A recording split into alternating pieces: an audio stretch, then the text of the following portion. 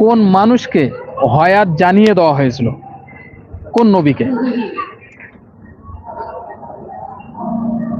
হযরত আদম আলাইহিস সালাম। আলহামদুলিল্লাহ।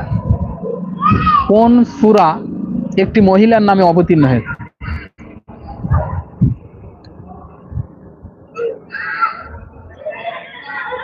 একটি সূরা অবতীর্ণ হয়েছে একটা মহিলার নামে।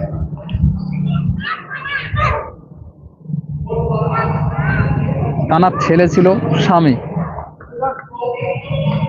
ছেলে সেই মহিলার, কিন্তু স্বামী ছিল না। মা হাজেরা। না, মা হাজরা না। মা হাজরা তো, মা হাজরা আলাইহিস সালামের স্বামীর নাম হচ্ছে ইব্রাহিম আলাইহিস সালাম।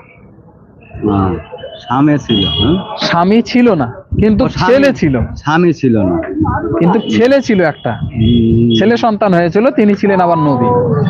আমাদের ঈসা আলাইহিস সালামের মা মরিয়ম। আলহামদুলিল্লাহ। আমাদের নবীজির দাদার নাম?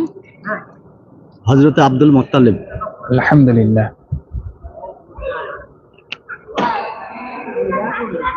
ওযুর ফরজ কয়টি? ওযুর ফরজ 4টি। আলহামদুলিল্লাহ। কি কি হবে?